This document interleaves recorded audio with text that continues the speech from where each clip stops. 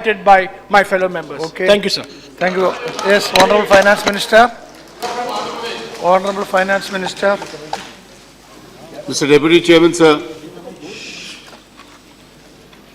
I'm extremely grateful to a very large number of honorable members who have participated in this debate, which was initiated by Shri Arun Sharma. And prior to my responding to the debate, just now concluded with the great wisdom and precision of my old friend Jairam Ramesh.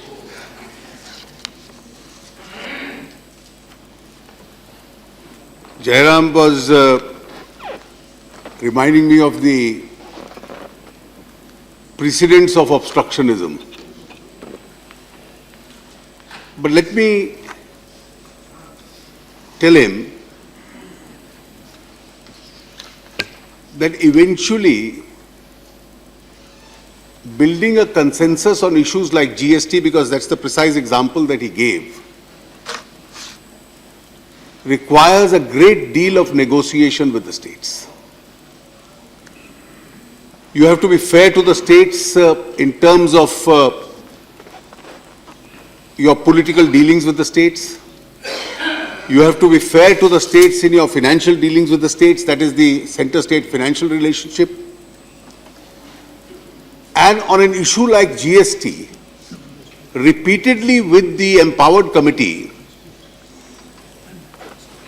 the negotiations which we've had as to whether alcohol is to be kept out, because if I had insisted on bringing alcohol in, it would have been a deal breaker. If petroleum products were also kept out, then GST itself may lose its meaning. So constitutionally, we intend to bring it in. But it will be charged only when the states agree to it. That is when the GST Council agrees to it.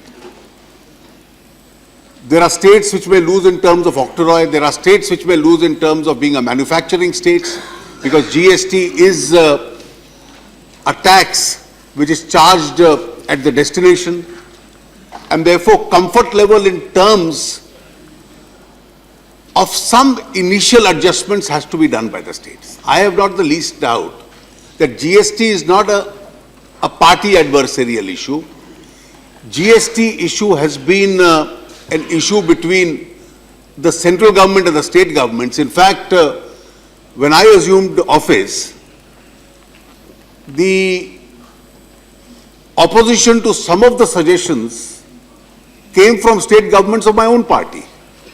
And therefore, I had to satisfy my own party's state governments, because they were intending to protect the rights of the states as much as it came from any other party. It's only when we've given them a comfort level that most of the states have now come on board.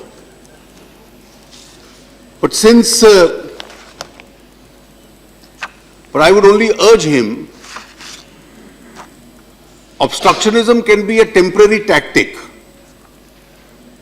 At times it can be a strategy. It can't be a long-term ideology. And therefore, some of the reforms which the UPA government started and which we are taking a shade forward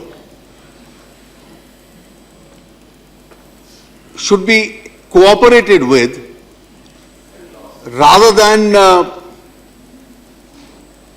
being obstructed in one manner or the other, or even delayed. And I say this for a reason, that this is a historic opportunity for India.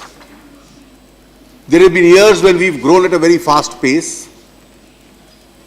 I am one of those who've consistently believed that the post-1991 era, and what started in 1991, the then Finance Minister, former Prime Minister is here, was a defining moment for this country. And that's a path which we have to slowly but surely proceed on. If we deviate from it, it's not a path by which we are going to gain. And let me just give an illustration. My friend P. Rajiv yesterday mentioned, and it's not a move that I have started, the UPA continued that, it's been there from times immemorial. He argued very strongly that governments are giving 75,000 crores as tax concessions to the diamond industry. Now, what is this tax concession to the diamond industry? There is not a rupee of any concession that I have given which UPA had not given, or which the United Front government which you supported had not given. There is no diamond produced in this country, it only comes for polishing and cutting and for finishing. Within a few days it goes back. Lakhs and lakhs of jobs are created just in the polishing and finishing industry. Now that temporary import which takes place, it doesn't only take place for diamonds. So if there is Commonwealth Games or a cricket series, the cameras and the shooting crew which also comes is a temporary import. You don't charge them duty for that temporary import because it is meant to go back. Otherwise, you will be adding to those costs. You start charging them duty, lakhs and lakhs of people who've got jobs in that process will come to an end. We use only that for job creation in India. Now, if you want, your second point, you read out a list of countries which are having 55% corporate tax. Well, 1991 started a process of rationalizing and bringing taxations down. I have no hesitation in admitting that lower rates of taxes leads to better compliance, it leads to more employment, it leads to a more efficient economy, it leads to more jobs, it leads to larger revenue. Your formulation which you have suggested is a formulation which has not been accepted, at least now world over.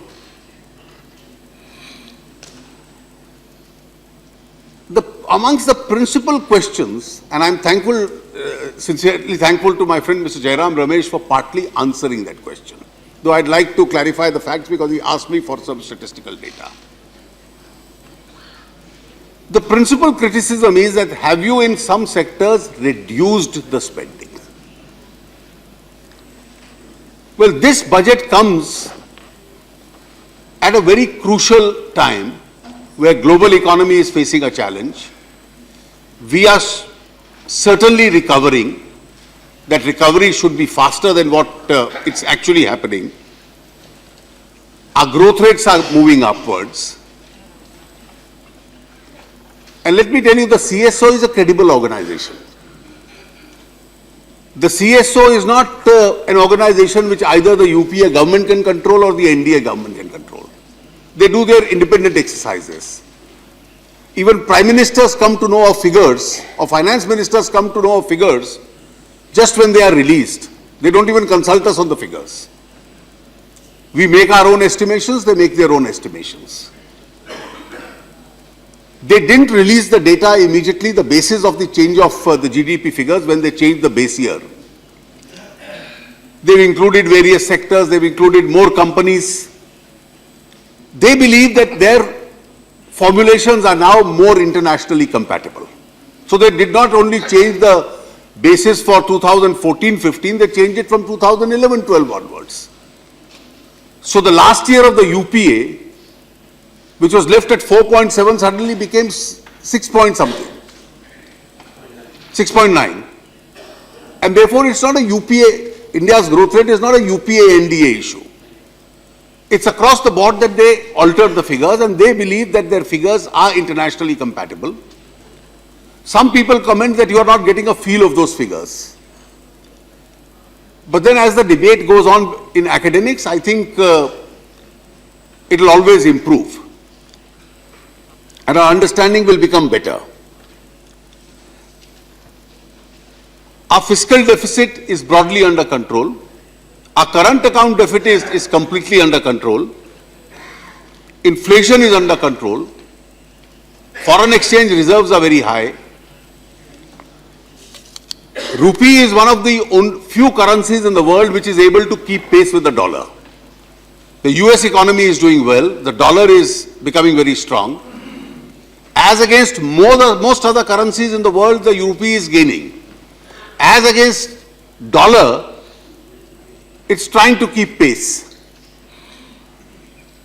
At times struggling to keep pace with the dollar. The second important change is that the financial architecture between the center and the states has completely been changed by the 14th Finance Commission. Earlier, the states were getting 32% of the central divisible pool. That is a central pool of taxes. It goes up to 42. It actually goes up slightly higher with the 14th Finance Commission, because they'll get for municipalities, they'll get for panchayats, they'll also get for disaster relief, the subject we discussed for agriculture today morning. And this figure may be 47 plus actually. The states will get their own taxes. One calculation is, amongst the total basket of taxes in the country, center and states, the states now get 62%. So the states' pockets have much more money. And when Jairam says that quantitatively what is the difference? Is there a difference? Quantitatively,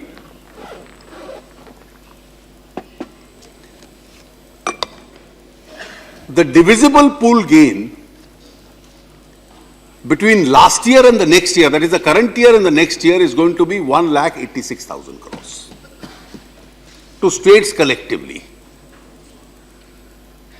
The grants are also going to increase by 24,190.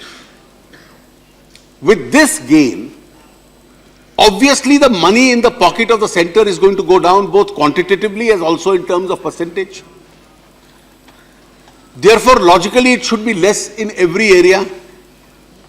The Finance Commission in paragraph 7.4.3 says, it indicates that a number of these schemes will be transferred wholly to the states. So obviously, when I transfer those schemes to the states, that part of the funding expenditure in center will be less. But we decided not to transfer all of them. 23 schemes, centrally sponsored schemes, will remain wholly with the center. 13 will be between partly with the center and partly with the states, and 8 schemes go entirely to the states. Now there are 2 errors or 2 corrections, I am sorry for using the word error, 2 corrections which are required in these calculations which we are making. Back of the envelope calculations can occasionally be misleading. They may be based on common sense, but a deeper analysis may reveal something more. And that change is, the money in the central government's pocket has gone down. Excuse me, can I just seek a clarification now or later? You can seek it now. Because yesterday also I mentioned that it is not true. The central share remains unchanged at 38. What has happened, I am just repeating that and reminding you that last year the central assistance to states was 42%. Last year, 2014-15. And the devolution of state share of taxes was roughly 49%. After the 14th Finance Commission, the devolution of state share of taxes is 63%. And that what you were referring to as grant and loans, 24,000 some crore rupees. Yes, that is where from 9% of 2014-15, you have increased it to 13%. So total becomes 14 plus 4, 18%. Central assistance to states in your budget of 2014-15 was 42%. Now central assistance to states has been brought down to 24%. So it's exactly 18 shift. So it's not true. But I think, on the contrary, those are the one-time May I just funds. translate these percentages to Yes, avoid any confusion into numbers, and then I'll give you the state-wise analysis. 1,86,000 crore is extra because of the divisible pool, states collectively. 24,190 because of grants. As a result of some schemes shifting to the states or partly shifting to the states, the reduction would be 75,000. 1,23,000 crore. And therefore the states will get 1,35,000 crore net extra. And now let me give you how it will impact. Because if the impact was otherwise, that they get nothing more, if they get nothing more, not one state is saying, I'd like to go back to 13th Finance Commission. Now, this figure that I have, I made a chart for every state, and I'll just give you a few illustrative states. And I'll particularly give you the figures of some crucial states. And from this figure, you will have to subtract the reduction of the schemes which have gone to the states. The divided new state of Andhra Pradesh was getting 15,720. Next year it will get 30,530. Uttar Pradesh from 73,868 will get 26,000 crores more, 99,159. Now from this figure, ये जो 26,000 का थोड़ा कम होगा क्योंकि central scheme जो transfer हुई उसके योगदान कम होगा. अब वेस्ट बंगाल 27,962 will become 49,079. अब बिहार का 40,803 will become 53,273. Sir, I can give each figure to the states, but I am only indicating not a single state is going to get less, and not a single chief minister has said, I was better off than the 13th Finance Commission.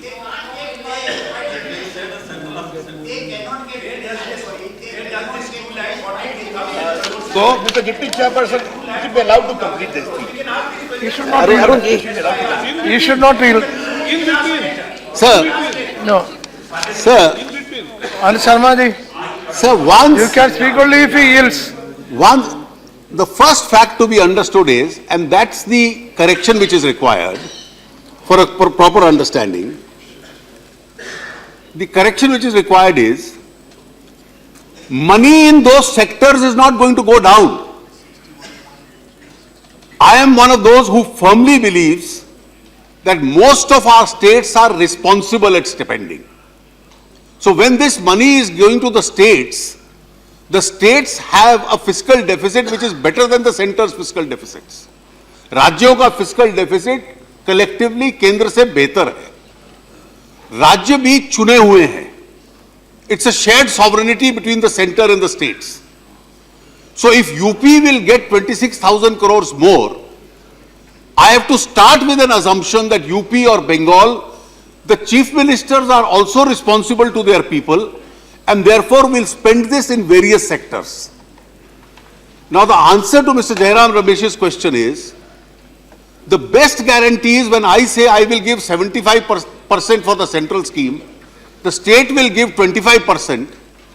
Which state is going to come up and say, I don't want this scheme, I am not willing to spend 25%? Is there a single state which will say कि मुझे 75% नहीं चाहिए, मुझे ये scheme नहीं चाहिए क्योंकि मुझे 25% देना पड़ेगा? Obviously the money will go when the states will take out their 25%. So the schemes are going to go 75-25 or 50-50. So only 13 schemes. The rest 23 schemes we will fund fully. अब उन 13 schemes का या जो 8 states को transfer की, अगर उस list में center के खाते में वो पैसा कम होगा, तो राज्यों के खाते में ज्यादा होगा. और इसलिए उस सेक्टर के अंदर, चाहे वो SC/ST है, चाहे वो चाइल्ड विभाग है, विमेन्स विभाग है, उस सेक्टर में पैसा ज्यादा होगा. I may have become poorer by this 10% less in my pocket, but the country has not become poorer, the country has become richer because the states and I are both going to spend. So bulk of the speeches and the points made, has spending in these sectors come down? The answer is it won't come down because the country as a whole is going to spend much more in these sectors. The second error which we make while calculating this is, and that is a correction which is required, and I request Mr. Anand Sharma in the data that he was giving to make this correction. This is your government's data, then you should correct your budget. please listen to my response. Please listen to my response. In any of the years, an erroneous comparison we can make in the next year is by comparing the figures of allocation not with the revised estimates but with the budget estimates. And this is a challenge which India has faced in the last 3 years. I have faced it in the current year. Your finance ministers have faced it in the last 2 years particularly. If there is 2 years ago a difference between budgeted estimate and revised estimate of 1,20,000 crore, you compare, even when I was 10% less this year, you compare the revised estimates of 2014-15, which I have tried to provide in this year's budget, compare revised to what I am providing, because I do believe that it's not only fiscal deficit which is important, which is also the quality of fiscal deficit which is important. Just postponing tax refunds, just postponing subsidy payments. For instance, where was the CST compensation promised by the UPA ever shown in your fiscal deficit figures? I am having to pay that money now. So what is relevant is not fiscal deficit and that numerical, but the quality of that fiscal deficit, which should be independent of any hidden fiscal deficit. And therefore we try and cover it up next year by saying we will spend less. Partly because of the legacy issues, I have had to face that challenge. But we are now trying to correct that course. And when you compare my budgeted figures with the revised estimates of actual spending, my budgeted figures are much more than what the UPA had in its last year and equal to what I had in my first year. And therefore, the two impressions should be corrected. Part of the schemes being transferred to the schemes doesn't mean the center has become indifferent because the states have got more. They have to spend out of these. They'll spend for development, they'll spend for infrastructure, they'll spend for various social schemes itself. So having said this, this whole debate, I think, of pro-corporate, pro-rich, pro-poor, India has to decide whether it is going to get caught in slogans or whether it is going to get into substance.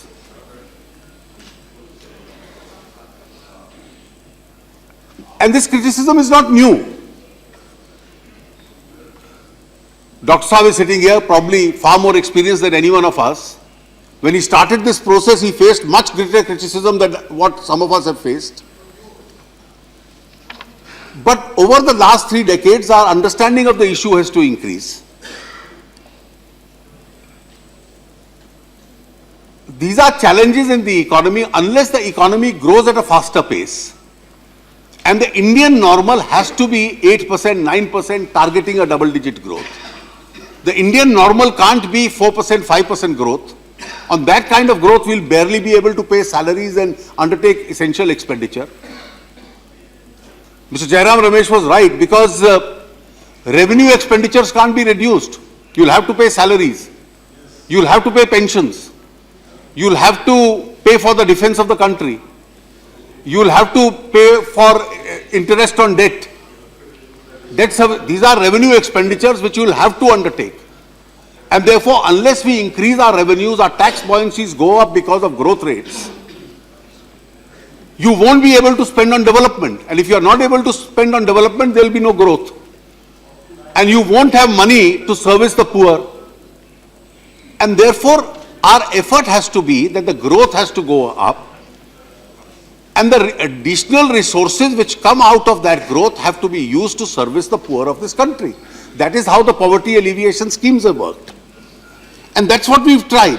After all, the idea which has been appreciated by most members, 5.77 crores self-entrepreneurs with no funding. So we said the Mudra as an institution should fund the unfunded. We sanctioned up money for this. Who can say this is pro-corporate? This is a step which is going to service a large section of Indian people. You also started the financial inclusion program. For you, a village was a unit. We made individual a unit. And that is why we were able to reach in a 100-day period 12.54 crore people. We didn't merely say that you must have an access to a village. We said you must access to every person. Now the next challenge is, how do you put monies on that account? You are right. We had doubts about some schemes. The doubts were clear. We adopted it. And now, monies through the earlier schemes which UPA started, the scholarships, the pensions going into these accounts. From these accounts, you'll have 1 rupee a month transferred and you get the accident insurance. Those who want 1 rupee a day transferred or less than that will get a life insurance. On a 250 rupee contribution in your service career, working career, you provide for a security where government will also make a contribution for your pension schemes. And you are absolutely right. The health issue, which is extremely important because it's very dangerous now for your own health and also for the kind of money you spend to fall ill. And therefore, the schemes which the UPA had started plus new initiatives we intend to take have to be holistically looked at. The weaker sections have to be provided the same support with the state support. The others will be provided support and we've given an incentive.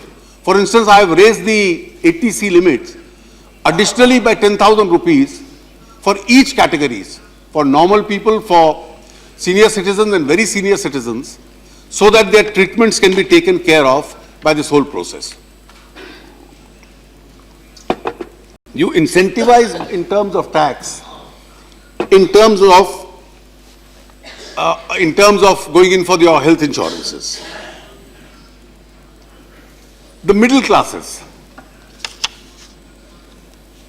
Now, last year, for house rent repayment, for house interest repayment, for ATC payments, we increased even the limit from 2 lakhs to 2.5 lakhs, and we gave an additional benefit of 1 lakh, 50,000 each. This year I doubled the conveyance exemption. I have provided additionally for medical, plus another 50,000 in the category of contributions made to the National Pension Scheme. And the National Pension Scheme is giving you a return of almost 11% today. So all those who are in trade, business, professionals, shopkeepers, if they take those incentives now and you get a tax benefit and you are incentivized to invest in pension, the whole idea of social security is to convert India from a pension-less society into a pensioned society. Now, these are important social sector initiatives we've taken in the budget.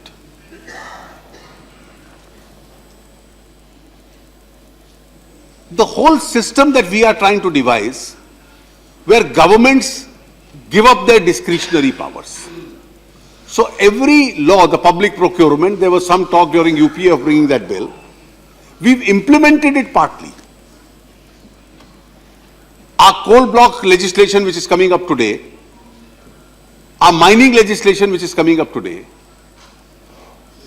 just see the effect. I said in the other house, and I don't mind saying it here, it was Dr. Manmohan Singh who within 2 months of taking over as Prime Minister said coal block should be auctioned. His letters to his communication minister in November and December 2007 clearly indicate that he was uncomfortable with the discretions being exercised and the way they were being exercised. But till 2014, you were not able to put this policy into action. You did it in the 3G auctions. Now that the whole law is being smoothened out, we are trying to get rid of those discretions At least the success of the coal block auction should convince you and convince the whole country. And to go by Jairam Ramesh's advice, don't obstruct when your own policies are being implemented by others. Please rethink your strategy for the day. And therefore, please rethink your strategy for the day. After all, what are we saying? That coal blocks by allocation. 33 coal blocks have already got us some 2,13,000 plus. Spectrum has already got us over 1 lakh of crores. And therefore, this policy has served the country well. And therefore, you'd be well advised, obstructionism transiently can be a tactic, but can't be a permanent feature. Sir,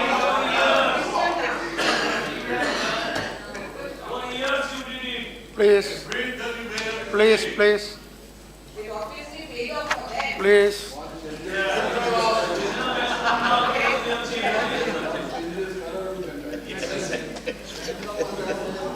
Madam, our roadmap, sir, our roadmap is very clear. We want people to invest in this country. We want Indian investors not to go out so much. It'll be a good thing if they grow and go out and invest. But I don't want them to go out and invest because India is not the best place for doing business. I want international investors to consider India as a good place of business. And therefore, every step that we are taking in this roadmap is we've eased entry of people into various sectors. We need investment. It's investment which will enable every part of the country, for us, the manufacturing sector to grow, which is slowing down. In areas, Andhra Pradesh, for instance, which has lost out on revenue and many things because of the division, we stand by every word that has been committed to them.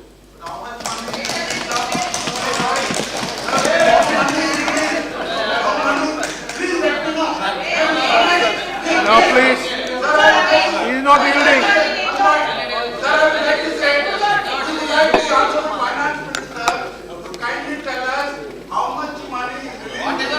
Andhra Pradesh by 31st March because the ministry is on record. 10,000 crores is being released by center. I can authenticate this statement of the minister. I can authenticate this statement. So I want the finance minister to tell us how much is releasing by 31st March to the state of Andhra Pradesh. This is not my word. This is the word of the Union Council of Ministers statement. Hindu dated 16th March.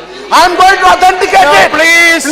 I want the FM to tell me, sir. To tell the people of Andhra Pradesh. These mere words will not help. Don't get angry. Please tell us concretely how much you are releasing in terms of money. Sit down. Sir, the Reorganization Act. No, sit down. Sit down. Sir, the Reorganization Act and the Finance Commission have provided a particular roadmap. When Mr. Salem says how much money and what money, you made a promise, an empty promise, but did not give any money. History has given us an opportunity. No, please. You listen. Baba, you listen. Salem, you listen. Salem, you listen, please. You ask a question, then you have to listen. Salem, sit down. Salem, you ask a question, you listen, please. Please sit down. No, this is not. Sit down. No, please sit down. No, History please. has given us an opportunity to implement what you could not do, what you only promised and left it at that. Sir, we want, for instance, take the case Bihar, West Bengal.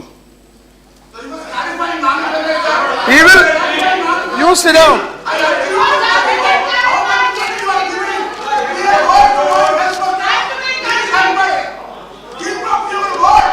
Seelam, sit down.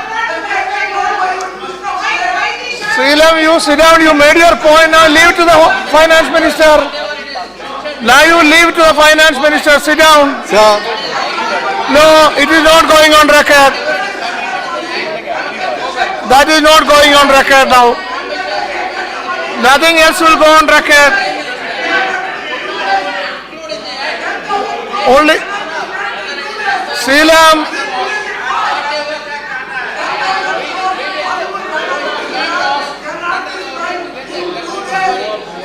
Nothing else will go on record. Only what finance minister says. Seelam, sit down. Seelam, sit down. Seelam, let him reply. Seelam, he will reply to you, sit down. He will reply to you, sit down. Ramendra Rao, sit down. Let him reply. Yes, sit down. You allow him to reply. You allow him to reply. See, Sir. I can understand asking a question, but I can't understand shouting like this. Let him reply. He will reply to you, sit down. He was starting to reply, then you interrupted. Yes, he started with Andhra Pradesh, then you interrupted. Why do you do that? Yeah, he will reply. Sit down. Sit down. Sit down, sit down. Please. sir, I do believe Please. the Prime Minister has repeatedly said that the eastern part of the country needs to be encouraged. And therefore, one of our great interests is that this entire revenue coming from... Baba, you.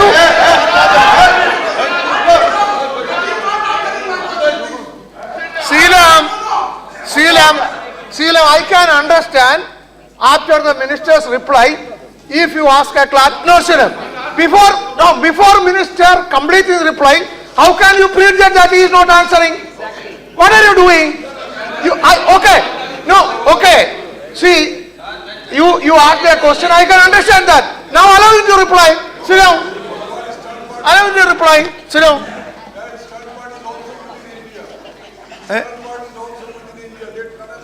Sir, Eastern part. and that is why we decided, and it's a practice that whatever money, because there was somebody in the earlier government who thought these coal blocks and other resources were worth zero because nothing is lost.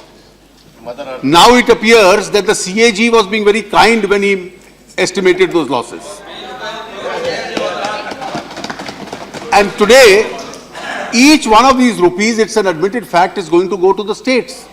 So the coal auctions, the mineral auctions is going to go to all those states, mostly located in eastern part of the country. Odisha is going to be the biggest beneficiary. Mr. Bhupinder Singh has made dozen speeches in this house saying, why doesn't this money come to us? Now that your demand is being fulfilled, and both mineral and coal, there is no state more than Odisha which is going to benefit from this. Now all this goes to the states. What are we trying to do? If you try... शरद जी,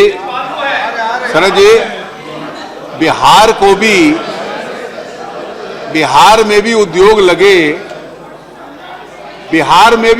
लगे, इसलिए बिहार के बिना मांगे हुए हम लोगों ने बिहार में को भी वो एक पैकेज दिया, और कम से कम आपके जो साथी सब जानते हैं कि वहां के माननीय मुख्यमंत्री जी ने इसके लिए धन्यवाद भी दिया कि जो बिहार के लिए हमने वो दिया कि ताकि उद्योग बिहार में लग पाए, क्योंकि हम लोगों का भी इसमें हित है, देश का भी हित है, बिहार आगे बढ़ेगा। और मैं आपको बिहार के संबंध में बताऊं, मैंने पहले भी कहा था, मैं दोहराना चाहता हूं,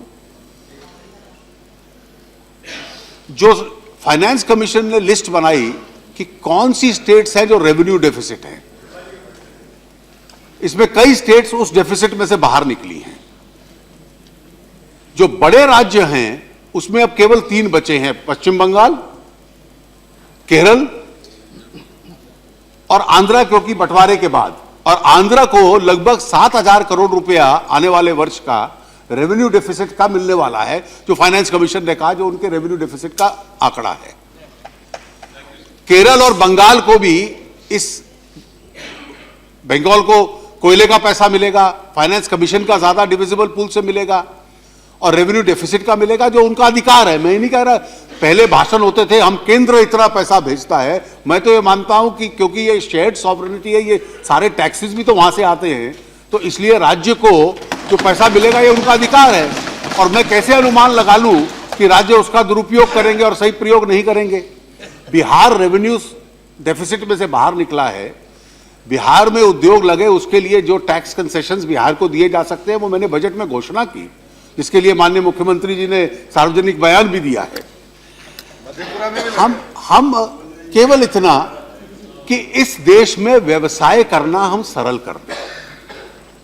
So I must confess that people have been meeting me as they must have been meeting senior leaders of the earlier government. One of them asked me a question, I'll just indicate. Can we trust a decision making in your system where it takes you 10 years to decide what your policy on insurance is? We may all be partly guilty of the honest reply. How can we trust the tax system of your country if you tax retrospectively? How do we, and a criticism has been made and let me answer it straight away. I said from next year onwards, what is our corporate tax structure? We charge 30% as tax, cess surcharge, it comes to about 34%. This 34%, domestic investors also, not only foreign investors, domestic investors are also looking at your tax structure, is this very high? I gave in the other house the figures of the table that they look at competing economy. Because we are in competition, please invest in my country. Today, Asia's average is 21.91. Europe is 19.68, global is 23. Now, do I have to compete in this or do I say I will charge you much more and go by P. Rajiv's advice that make it 55%? So that even direct tax, I think, Rajiv, you should seriously reconsider it. Advising me to raise direct taxes on individual assessees may be anti-people, to use the Marxian phrase. Well, I don't intend doing that. In the last 2 years, to the individual assessees, we have given a lot of exemptions, and we want more money in the pocket so that people can spend more and even save more. That's how the economy will grow. Now, I was surprised when I read a opinion piece by my predecessor, who normally has been kinder to me than to his own predecessor, saying that you will lose so much. And then suddenly I realized that this whole idea of bringing down 30% to 25% and phasing out all the exemptions, with exemptions, the actual rate of collection is only 23%. So I have an image of 30 plus 4, 34%. My actual collection is only 23%. So a better common sense is that I make it 25% and do away with as many exemptions possible. The UPA's own direct tax code, placed in this house in August 2009 by Honorable Shri Pranab Mukherjee, the then Finance Minister, now the Honorable President, itself says the proposal is corporate tax rate 25%. And this document was actually prepared during my predecessor's regime in the Finance Ministry. Though Mr. Mukherjee had the distinction of placing it before the House. So the proposal of the UPA, when I adopt it, merely because you happen to be sitting on the other side, it becomes pro-corporate, so pro-rich. I would only urge, sir, we need competitive interest rates, we need competitive tax rates, we need stability in those taxation rates, we need a system free from corruption. How has the world reacted to us when they invested in the telecom sector, never got their monies back, and the licenses got cancelled? I think it's a low point for Indian investment that global investors investing in India lost the license because of corruption charges in India, and they never got their money back. Who would trust such an economy? And therefore, transparency is needed in these matters, and that's what we are, through this auction process, we are trying to bring about. And I don't seriously think anybody can contest that transparency principle. A comment was made, you have done away with wealth tax. Total collection 900 crores, 1,000 crores. Everybody is filing returns. Cost of collection very high. I abolished it and replaced it by a 2% surcharge on the super rich. Instead of 1,000 crores I lost, from those super rich, I am getting 9,000 crores more. So you are only worried about continuing that 1,000, which was leading to all kinds of malpractices, properties being undervalued, jewelry being undervalued across the country, non-productive assets being undervalued, and a harassment involved in the whole process. So simplification of tax structures, what was required. I have corrected inverted duties and high duties in about 22 items to add to the Make in India campaign. Sir, I won't elaborate on the black money steps that I have taken, but I wish to assure the members that in the law that the cabinet has approved, which we intend introducing, we are going to make sure that there is no scope for misuse, but at the same time, there is a deterrent for those who stock money abroad. This law only deals with undisclosed foreign assets. And therefore, those who continue to retain undisclosed foreign assets will have to, there are separate steps in the budget which I have announced as far as that is concerned. Sir, the fiscal consolidation path, we were to reach 3% within 2 years. It is my regret that I am going to take 1 year more, but the reason for taking that 1 year extra is sharing a lot more resources for the state, the burden of the 7th pay commission which is likely to come, and because of the slowdown in various sectors, I had to spend more on infrastructure. So this gave me a sufficient fiscal space to fund infrastructure and from the general budgetary support, rupees 70,000 crores more. We have mentioned various methods of funding infrastructure. Of course, public investment in infrastructure being one of them, tax-free bonds, India Infrastructure Investment Fund, in which the government and PSUs are going to contribute 20,000, and we are trying to get sovereign and pension funds internationally. The LIC recently has had an arrangement with the Indian Railways that they've kept 1,50,000 crores in readiness for investing in the railway infrastructure. The gold monetization scheme, the whole object is that an idle asset should now be used productively for national as a resource. That's the whole intention. On agriculture, sir, there are several steps that I have announced. 25,000 crores more on rural infrastructure, 15,000 crores more on long-term rural credit, 15,000 crores more on short-term capital, 8.5 lakh crores through the NABARD funding on the agricultural credit. Manrega, where your speeches have been made in the last 9 months that you have reduced it, I not only maintained the spending at 34,000 crores, in one of my paragraphs, I have, in the course of budget preparation, found some additional resource, so I am adding another 5,000 to it.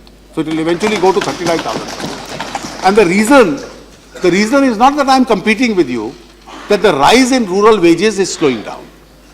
The increase in rural wages is a slow increase, so we want to put more money into the rural sector as in terms of wages, and therefore we've taken that step.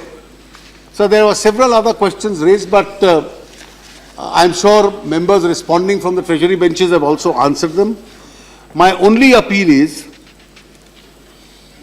there could be ideological differences on some issues, but on one issue that India must grow and the benefit of growth must be transferred to the poor. Therefore, we need a larger consensus on the growth roadmap, and therefore I think it is about time that democracy brings maturity in politics, and therefore after I can hear Renukaji very loud and clear. Appreciating the dawning of wisdom. Obstructionism can have a sadistic thrill, but that can be only temporary.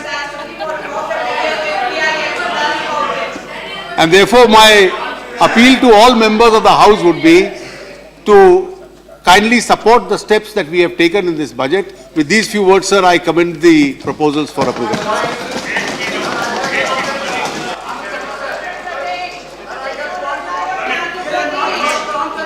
1 minute.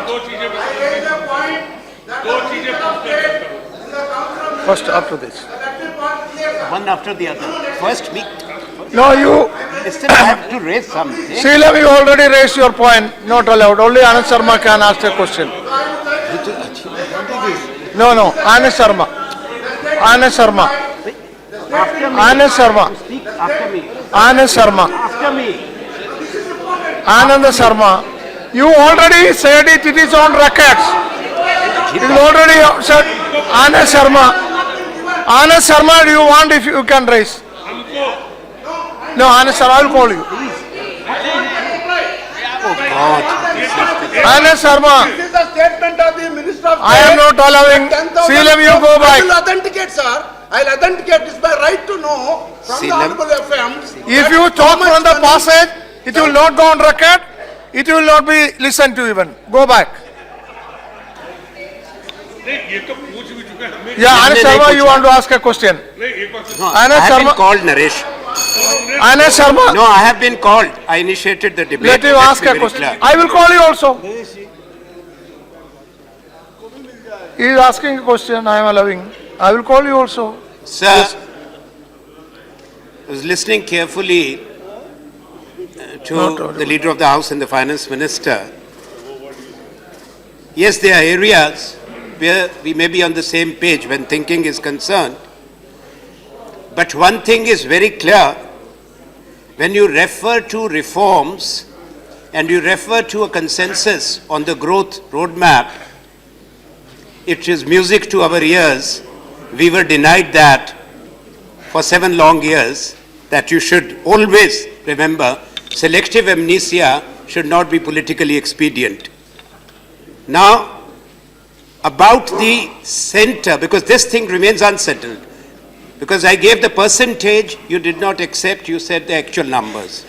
Now, again, when it comes to the actual numbers and your budget numbers, the net transfer to the states, after the deduction, when it comes to central assistance by 1,33,000 crore and the plan outlay by 1,09,000 crore actually has not increased. The center has not lost money, but the center share remains the same. I still maintain that. Second thing which I would like to correct only, this perception of what was stated by the Honorable Finance Minister, that on financial inclusion, our approach was to take a village as a unit. No.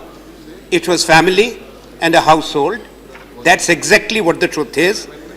Thirdly, on coal auctions, we are not, I must make it clear in this House, and we were not against coal auctions. The 2010 Coal Act was there, which you referred to. The guidelines were framed thereunder. But the Finance Minister knows very well that after the Comptroller Auditor General report, the Supreme Court took cognizance and the process got stayed. You have proceeded with it only because in September 2014, the Supreme Court gave its judgment cancelling the coal blocks, and we still maintain that there was no need for the ordinance and the new bill. We still maintain, and I'm telling you, please, you don't interrupt, you're a minister. Now, we still maintain one thing, that the auctions were possible under the 2010 Act. You have brought in a new one only to open the door, or the Okay. back door Naresh for Agarwal. denationalization. Sri Please Naresh clarify Agarwal. that, because that's very important. Naresh Agarwal. माननीय वित्त मंत्री जी,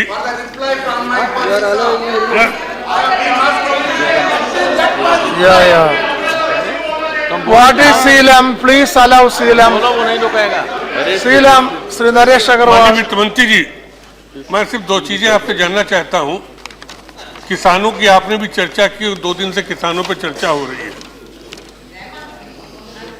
इस देश में bank जो loan देती हैं, उस लोन में कितना प्रतिशत किसानों को लोन जाता है, और क्या आप आज ये घोषणा करेंगे कि देश का किसान जो लोन लेगा उस पर उसका ब्याज का प्रतिशत 5% से बिलो होगा?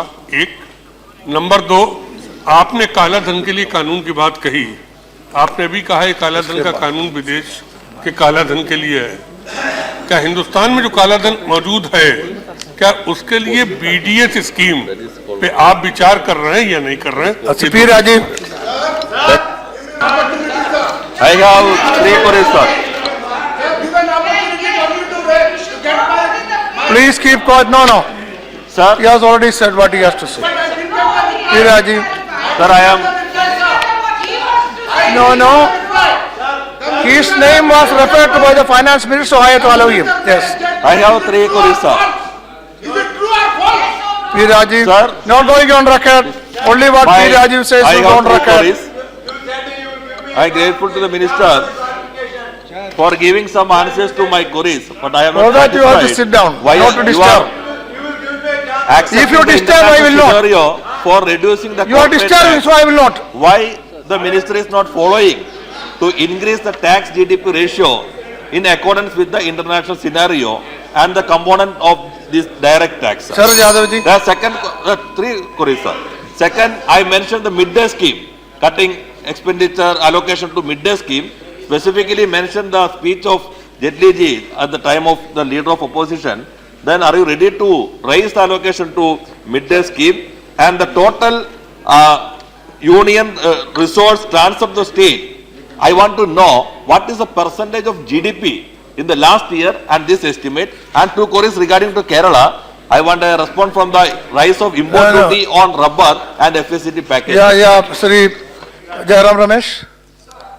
like I'll to- come to you. I'll come to you. Make 2 very specific clarifications from the Honorable Finance Minister. So the 42% figure, when it is shared according to by states, the Finance Commission has given a formula. 17.5% is based on population, 10% is based on the rate of growth of population, 50% is based on income, 15% is based on area, and 7.5% is based on forest cover. So as a former Minister for Environment and Forests, I'm sure Mr. Javadekar and I will be very happy that 7.5% of this 42% is going to be shared across states based on forest cover. But sir, what has happened as a result of this 7.5% is that large states like UP, Bihar, Rajasthan have lost out in their share of tax devolution. Now, sir, this is I'm not criticizing the Finance Commission. This is inherent in the formula.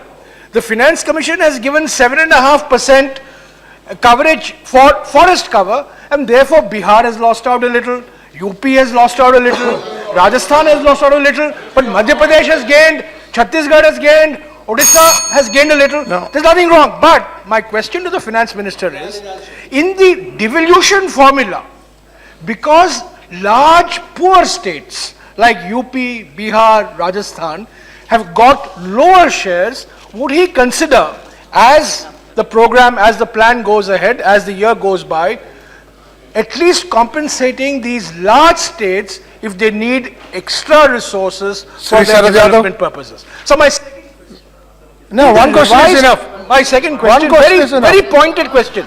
In the revised fiscal architecture, is the distinction between special category states and non-special category states, will it be continued? The Finance Commission has abolished the distinction.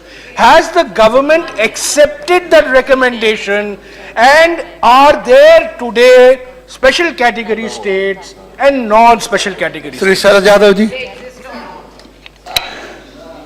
Sir, मैं एक ही निवेदन करना चाहूँगा कि non performing assets जो हैं इनकी कोई चर्चा ही क्यों नहीं होती भाई? यानी ये देश की जनता का पैसा है, काला धन तो बाहर है, ये इसी देश की जनता का पैसा है और छोटे छोटे लोगों को जेल हो जाती है, खेत बिक जाता है, यानी कभी कभी इस पर लगा देते हैं। नहीं, वो मैं कह रहा हूं कि क्यों नहीं इस मामले में सारा आपका बजट जो है उसको मैं इस बार नहीं बोला, मगर मैं इससे ये कहना चाहता हूं कि ये नॉन परफॉर्मिंग एसेट जो है वो इस देश की जनता का पैसा है, वो वाइट मनी है। इसलिए मैं फाइनेंस मिनिस्टर से चाहूंगा कि इस मामले को आपके नज़र में कैसे छूट गया, मुझे आश्चर्य होता है। इस पर जरूर जो है वो आज कुछ कहिए और इन लोगों का नाम भी इस सदन में आना चाहिए कि किनके पास नॉन परफॉर्मिंग एसेट जो है। Bhupendra Singh sir, specifically sir, 399.83 crores filing affected that money. Already Home Ministry has cleared it for Odisha, and I would like to know that whether this will be cleared before this budget, because from 1st of April the 14th commission will be in force. If the 14th commission will be in force, before that if we will not get it, whether the Finance Minister, Honorable Finance Minister will make a assurance here that that money is due for us. Legally we are supposed to get, Odisha is to get, and that will be given. Sir, lastly, one point. Sir, regarding disaster management, Odisha is the most affected in all which calamities management. So there should be something, some special grant for Odisha, Andhra and Bengal, where always there are disasters. Sir, after 5 years also, Andhra Pradesh will will be deficit, sir. This is the only state in India, Andhra Pradesh will be deficit. Now I am requesting Honorable Finance Minister, whatever made commitment in the floor of the House and in the Act, that all in the fast track, if you do, our state will be progress. Sri Subramanian Reddy, Sir, Sri Subramanian Reddy, I called, I called Sri Subramanian Reddy. He has given the list. He has given the chit at the beginning itself. Subramanian Reddy. Subramanian Reddy, I called. No, I called Subramanian Reddy. I called him. I will call you. No, Subramanian Reddy. sir, I want to ask gently. That is about Andhra Pradesh. Subramanian Reddy is asking about Andhra Pradesh. Sit down. Yes. Sir, I want to ask Finance Minister very gently, smoothly, not shouting, very quietly I want to ask. Yeah, that is it. 100 crores you have given for Polavaram project in Andhra Pradesh. On one side you say you declared as national project, other side you give 100 crores. So I want entire 5 crores of Andhra Pradesh people are shocked and surprised. What made our intelligent and smart finance minister to give 100 crores? So I want a reply from you. When are you going to give the sufficient money? That's all. Yeah. Yes, that's okay. Now Finance Minister, Sheila, I allowed you when he... Sheila, Sheila, it is unfair.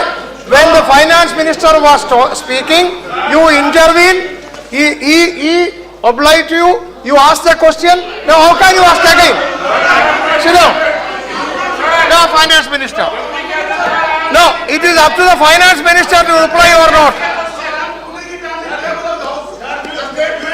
Okay.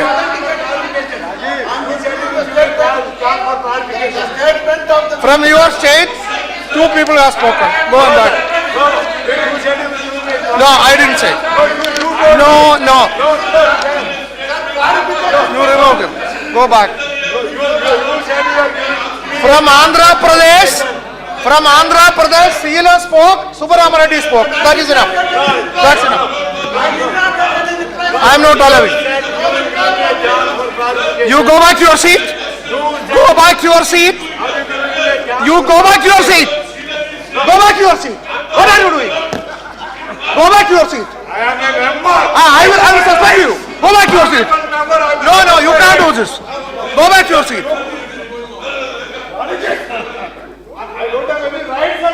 Yes, you go back to your seat. No.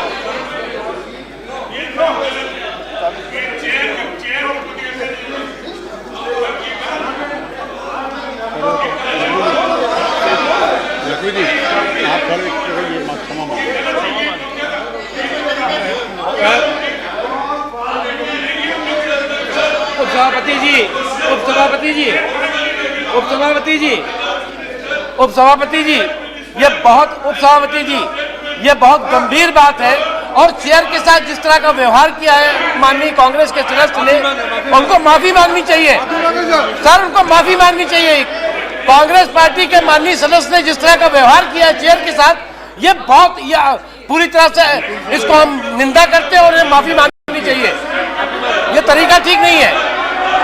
ये इस सदन के इतिहास में इस तरह की घटना पहली बार हुई है और पूरा सदन इससे दुखी है। कांग्रेस के इस माननीय सदस्य को माफी मांगनी चाहिए।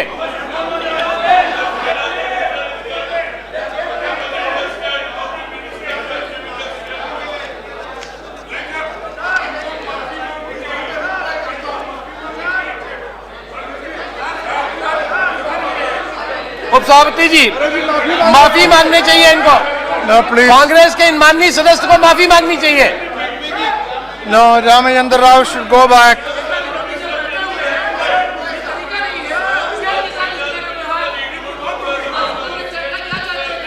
Please go back.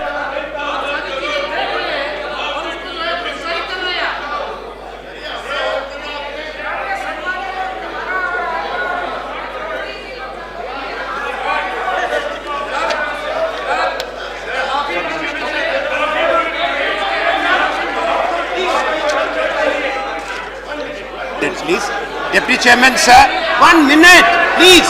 I am trying to help you. क्या बात कर रहे हैं? बैठ जाओ. Sir, 1 minute, please, please. I am trying to help you. No, please. Please, please. I am trying to help you. Please, please.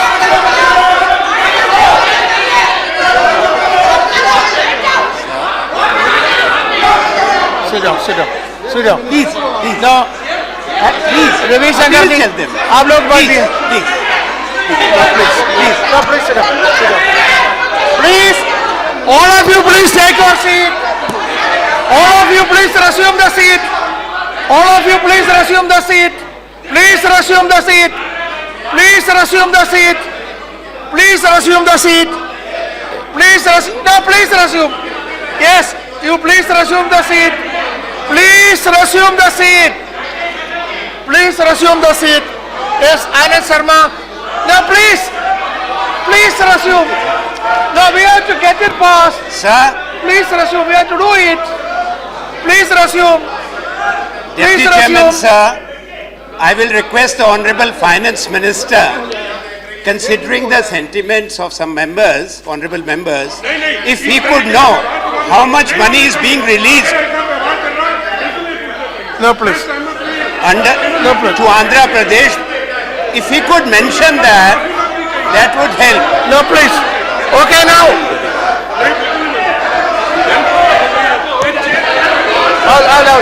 See, Deputy Chairman, sir. 1 minute. I'll allow you. After that you, please. All right. Yeah, wait, please. Wait. Sir, the issue raised by certain members is undoubtedly a very important issue. There is no doubt about it. And the minister, while replying, he should focus on that. I totally agree with you. But at the same time,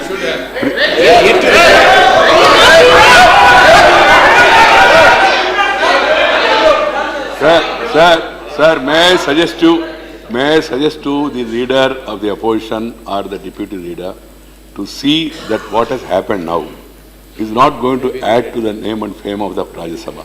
That has to be resolved.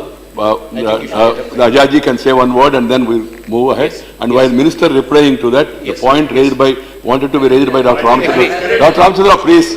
Siram, please. Agreed. Dr. Ramchandra Abram Reddy. Ramchandra, please. Your question may be simple or may be serious also. I understand your agony. You have shown your agony during that time also. I very well remember. I am a witness to that. But at the same time, there are some systems. There is a chair. There is a respect. It is not one individual who is sitting there. So, but please, this is not to score points, sir. Not to go to the podium. Please, doctor. See, Ramchandra Rao ji. no right to do this. What you do this? Ramchandra, you are a educated person, you are a doctor. And also a civilized person. I am aware of it, I know personally yourself. But there is a house, there are certain maryada and certain padhatis are there. So let us keep that in mind. Let us keep that in mind. Sir, to resolve this issue, I suggest Ajay to say something, and so that respect to the chair, that's all. Here we all respect not only the chairman but deputy chairman also, and all the chairpersons, panel of vice chairman. And this is the only place inside both the houses where each member of parliament, including the prime minister, has to respect the ruling of the chair. And this has been the tradition since independence, and this will continue as long as we are in a democratic country. I can understand that honorable members of Andhra Pradesh are agitated and they were very eager to ask some questions. But at the same time, my party and I don't appreciate the way honorable member was thumbing the table of the deputy chairman, and I'm sorry for that on his behalf.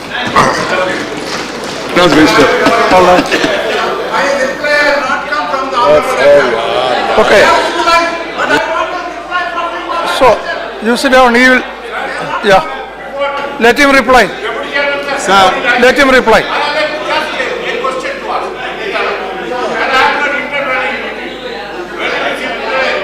Yes, yes, yes. He will definitely respond to me, I am sure. Let me make. I have just one clarification to give and one clarification to ask. Kindly allow the minister to speak, sir. The clarification to be given by me to the house, please. Please.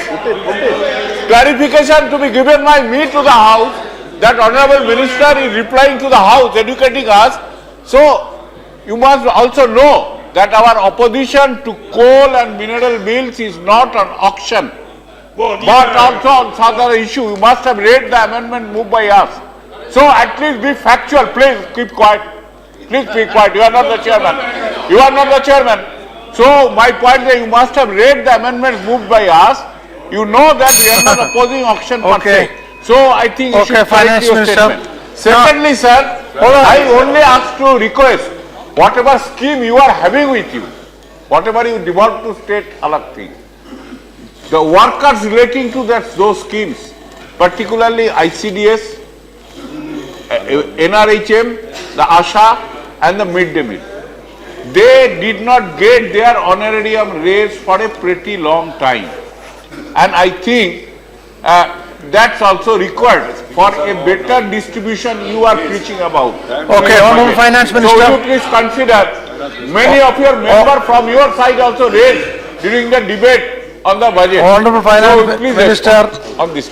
Honorable Finance Minister, I hope you will respond to the maximum questions as far as possible. I'll respond to every query, but I'll try and be very brief, Yeah. because this is not a second round of discussion. There is a difference in analysis between Shri Anand Sharma and me, whether the states gain or the states lose. I would have straight away conceded to his figures if one of the Congress states had come up and said I was better off under the 13th Finance Commission and restored that position to me. All of your states are much better off under the 14th Finance Commission, as indeed every state is, and therefore let posterity decide, or the coming year will decide whether your states will get more or they'll get less. Now similarly, financial inclusion in a mission mode. I think when this discussion proceeds, this is not the last discussion on the subject, by treating an individual as a unit, we are able to include 12 crore 54 lakh people into the banking system. People went from home to home. More than 99% of the homes they went to agreed to open bank accounts. I'd like to know, because this statement is being made that this was UPA's idea. Financial inclusion is a global idea. None of us can claim a copyright on it. But in the manner in which it was executed, please someday tell us how many bank accounts were opened through the financial inclusion scheme during that period. And you'll see that. You see, regrettably, when I became the finance minister, only about 14.5 crore people in this country had a bank account. I don't know which 24 crore bank accounts were opened. 58% of India was access to banks, 42% of India was not access to banks the day I became finance minister, and that is why these have been increased. Now you mentioned the coal auction. We've gone through this debate once earlier. What is the need of these new laws? And let me straight away explain to you. The 2010 law, which you did not implement, or you could not implement, provides for an auction. But if you go for an auction under that law, you will never be able to resolve the current impasse.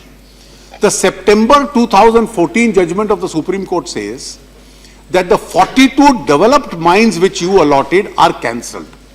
They are to be allotted afresh by auction. That's now the law. Now in each one of those 42 cases, I informed you earlier, the surface land belongs to the old operator. The infrastructure is of the old operator. And therefore nobody is going to come up and claim a right to the mineral below that surface where land and infrastructure belongs to somebody else. So that incomplete law of 2010, after the changed situation of September 2014, needed to be updated, that whoever bids for the mineral will ipso facto get the rights of the land and the infrastructure, and the old owner of that land will be compensated under the law. So if we go under the 2010 law, not a single mine will be auctioned and not a rupee we would have got. All right. Now I think I made my point clear. I hope this gives you some fodder for reviewing your future action this evening. Similarly, in the mines and mineral case, the law which you enacted goes now contrary to the Supreme Court judgment because you gave an option, either auction or first come, first serve. Yes. First come, first serve would again leave a discretion. The Supreme Court says you can't do it. So if we follow your law, we'll probably be summoned by some court someday. And therefore, please come out with a non-discretionary law which provides for no discretion of the government. It's a great opportunity for Indian democracy that nobody is coming to me as a finance minister and saying I want a coal block or I want spectrum or I want a mining lease. Because I have no power. He has to sit on his computer and bid for it. That's the change system. So please cooperate in that change system. Now, Nareshji wanted to know what would be the position of farmers' loans. 9% plus 3% subvention. Anand Sharma ji also said 3% subvention. Are you continuing it? Are you not continuing it? Let me give you the figures. 2013-14, the total subvention given to the farmer was 6,000 crores. In our first year, 14-15, the total subvention in the revised estimates is 9,476 crores. Because it's open-ended, more farmers take loan, therefore more interest subvention has to take place. For 15-16 next year, this figure is also going to increase because we want more credit also to be picked up by the farmers. So this figure, which in your last year was 6,000 and this year was 9,476, I have now increased the provision to 13,000 for next year. So ये आपके कि क्या और ब्याज की जो स्थिति है 3% सबवेंशन मिलता है, 2% टाइमली पेमेंट का मिलता है और उसके अतिरिक्त कई राज्य सरकारें तो वो 9 से 5 पे आ जाता है, 4 पे आ जाता है। कई राज्य सरकारें उसमें भी अपनी योजना के तहत, और अब राज्यों के पास क्योंकि पैसा ज्यादा होगा तो अब थोड़ा सा राज्य सरकारें भी उसमें मदद कर पाएंगी। तो आपके किसान को फिर 1% देना पड़ेगा अगर टाइमली पेमेंट करता है तो 3%, 2%, 3%, तो बचेगा केवल 1%। Our tax GDP ratio is not what it should be. Your concern is legitimate. But we cannot increase tax by merely charging higher tax. Because if you charge higher rates of taxation, India's experience has been it leads to evasion, it leads to a more sluggish economy, it leads to people not investing. You've had countries, England this year has brought down its corporation tax to 20%, and their total tax collection and their investment has increased. So is it a lower rate of taxation which leads to a more efficient economy and eventually a higher tax GDP ratio or a higher rate of taxation? I think this will remain an ideological difference between you and us. On this issue, probably they may be on my side and not yours. And therefore, we will stick to our own different ideological views. अब आपने mid day meal scheme का पूछा है। Mid day meal scheme के provision में के संबंध में मैं कह दूं, जो सेंट्रल के पास पैसा कम हुआ इस बार, उसकी वजह से एक मार्जिनल डिक्लाइन था। लेकिन जितना भी इसके लिए पैसा चाहिए होगा, in the course of the year the centre will fully compensate the states as far as this is concerned. The honorarium, you see, the schemes are all going to continue. Nobody has said any scheme is being abolished. It's the manner in which the payments are to be made. It's the allocation, whether the money will come out of my right pocket or my left pocket, that's the only issue. And therefore, or will it come out of both the pockets? That's the only issue. No, if you bring some if you bring some, please, if you bring some cases to my notice, we'll certainly take a compassionate view of it. Comrade Rajya is here. He knows, he was coming to me repeatedly during the bank workers' strike, and we did play a role in getting them their dues. He stands a witness as far as is concerned. May I ask one question in relation to this? You said all this very correct about Anganwadi workers. Remember, we went through this debate a number of times earlier. They are the ones taking care of the children before their preschool year, what is called the preschool years. Without them, the foundation of your future India, what you're talking of, the Indian youth, is not made. Even today, they suffer from what is called an honorarium and not from a wage. They have no other benefits, but they are the ones taking care of crores and crores of children. Will you consider actually converting that into a wage and treating them as normal government servants who are discharging a very important responsibility? Sir, I'll keep that suggestion which you have made, I'll take it in the right spirit. But also bear in mind, please help us, and I'm not making this as a political statement. Irrespective of the government in power in the center of the states or the center's financial ability to do justice to these people will also depend on our ability to pay. And therefore, to improve our ability to pay, we need growth, for which we need your support. We can have our ideological differences. Sharad ji ne NPS ki baat. No, but on this there is no ideological difference, no? If we should treat them as a proper Sharad ji ne, Sharad Yadav ji ne NPS की बात कही। शरद जी, NPS दो प्रकार के हैं। एक category वो है जिन लोगों ने बैंक के साथ स्पष्ट धोखा किया है, पैसा ले लेना, डाइवर्ट कर लेना, उस पर क्रिमिनल केसेस भी चलते हैं। दूसरी परिस्थिति यह है कि पिछले 2-3 वर्षों में जब अर्थव्यवस्था थोड़ी धीमी हुई तो कॉरपोरेट सेक्टर्स की कंपनियां, क्योंकि बैंकिंग फंड्स जो हैं वो लाइफलाइन है किसी व्यवसाय के, कई कंपनियां घाटे में चली गई। Several companies went into a loss. और जो एक एक्सेप्टेबल फिगर था कि 2-2.5% तक एनपीएस किसी भी बैंक के लिए उचित होते हैं, वो 6% तक चले गए। और 6% से भी ज्यादा फिर उस पैसे को वापस लाने के लिए उस कंपनी में जान डालनी है, तो इसलिए उसका रिवाइज्ड पैकेज हो, बैंक्स वो भी व्यवस्था करते हैं, और इसलिए 6% इसके ऊपर स्ट्रेस्ड एसेट्स भी हैं। तो आज हमारे बैंक्स इस परिस्थिति में काम कर रहे हैं। अगर आप वो लाइफलाइन नहीं दोगे, वो ऑक्सीजन नहीं दोगे, तो वो कंपनियां एकदम ठप हो जाएंगी। ठप होने के बाद वहां मजदूर बेरोजगार हो जाएगा, एक नेशनल एसेट वेस्ट होगा, उसको रिवाइव करने की कोशिश करो। तो इसलिए अगर इकोनॉमी 2-4 साल अच्छे तरीके से चलती है तो काफी हद तक ये एनपीएस धीरे धीरे अपने आप नीचे वापस आते हैं।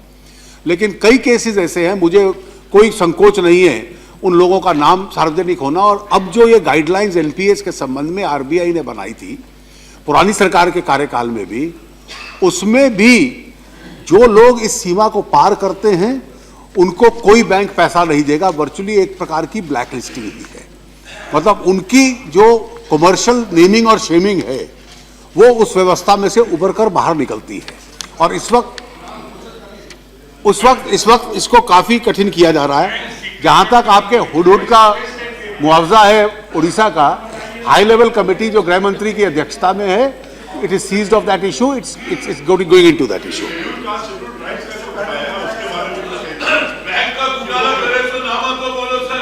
No, please. No more. No. Okay. अध्यक्ष जी, कई माननीय सदस्यों ने, That's enough. कई माननीय सदस्यों आंध्र प्रदेश, yes. आंध्र प्रदेश की केंद्र सहायता करे, बैठिए. आंध्र प्रदेश की केंद्र सहायता करे। No, it's not going on record. Ansari, sit down. Ansari, बैठिए. Okay. Not going on record. Ansari, बैठिए. Okay. आंध्र प्रदेश के संबंध में कई माननीय सदस्यों ने बहुत आग्रह से ये कहा कि केंद्र आंध्र प्रदेश की मदद करे। Centre must help Andhra Pradesh. As far as the central government is concerned, whatever commitments are there, it's a phased process. The center will honor each one of them. Okay, that's all. Whatever commitments are there to Telangana also in the act will be honored. Okay. Please. Okay, that's fine. Nothing more, no more. That's So all. let me, That's all. therefore there should be no disinformation on this count. I was asked further for Polavaram project. Last year's budget, Now, please, I had why are you sanctioned. doing this? I had sanctioned a sum of, I had provided a sum of rupees 250 crores, because you provide an amount, the project doesn't start. Therefore, on 31st, the process would have ended. No, please, not. No, not allowed. Not allowed. Therefore, yesterday itself, No, not allowed. Sit down. yes, Not allowed. Sit down. You will not go on record. Not allowed. Sit down. He said whatever commitment is will be honored. He said that.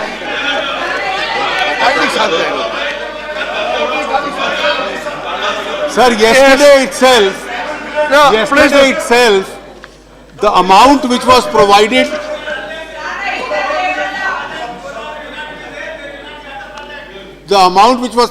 for the current financial year, sanctions have been issued for that amount. For the next year, I have provided a nominal amount. If more amounts are needed for that project, because a commitment has been made in the act, more amounts will be made available to us. That's enough. With these few words, sir, I commend the budget to this House. I shall now put the motion regarding the consideration of appropriation vote on account bill 2015 to vote. The question is that appropriation vote on account bill 2015 as passed by Lok Sabha be taken into consideration. Those in favor, please say aye. Those against, please say no. I think the ayes have it, the motion is adopted. I shall now take up by close consideration of the bill. Clauses 2 to 4 and schedule stand part of the bill. Those in favor, please say aye. Those against, please say no. I think the ayes have it, Clauses 2 to 4 and schedule are adopted. Clause 1, the enacting formula and the title stand part of the bill. Those in favor, please say aye. Those against, please say no. I think the ayes have it, the ayes have it, ayes have it. Clause 1, the enacting formula and the title are adopted. Sri Arun Jaitley to move that the bill be returned. Sir, I rise to move that the bill be returned. Yes, motion moved that, question is that the bill be returned. Those in favor, please say aye. Those against, please say no. I think the ayes have it, the ayes have it, the ayes have it. The bill is returned. I shall now put the motion regarding consideration of Appropriation Bill 2015 to vote. The question is that Appropriation Bill 2015 as passed by Lok Sabha be taken into consideration. Those in favor, please say aye. Those against, please say no. I think the ayes have it, the ayes have it, the ayes have it. The motion is adopted. I shall now take a clause by clause consideration of the bill. Clauses 2, 3 and schedule stand part of the bill. Those in favor, please say aye. Those against, please say no. I think the ayes have it, the ayes have it, the ayes have it. Clauses 2, 3 and schedule are adopted. Clause 1, the enacting formula and the title stand part of the bill. Those in favor, please say aye. Those against, please say no. I think the ayes have it, the ayes have it, the ayes have it. Clause 1, the enacting formula and the title are adopted. Sri Arun Jaitley to move that the bill be returned. Sir, I rise to move that the bill be returned. Motion moved that the bill be returned. The question is that the bill be returned. Those in favor, please say aye. Those against, please say no. I think the ayes have it, the ayes have it, the ayes have it. The bill is returned.